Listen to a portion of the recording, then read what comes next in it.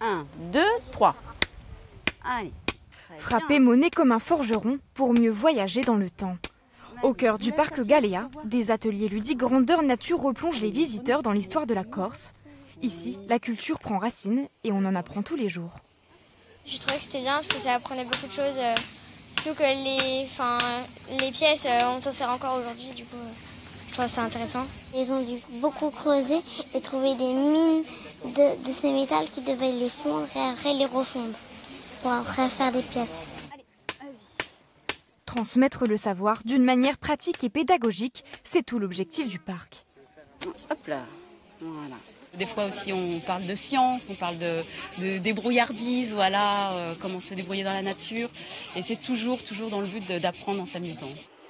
Dans ces pavillons thématiques, diffusion de films et diaporamas retrace l'histoire de l'île de Beauté, une découverte pour cette mère de famille.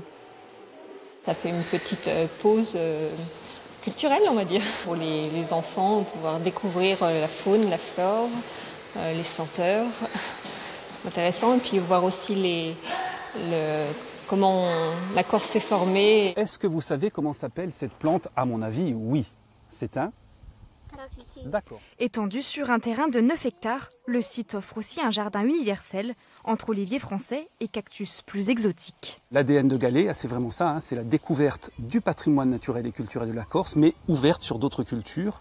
Donc ici, on est à la fois dans l'histoire et à la fois dans les terres lointaines, en plus qu'être en plein dans la Corse. Avec 60 000 visiteurs par an, le parc Galéa est devenu en 6 ans l'un des lieux culturels les plus importants de Corse.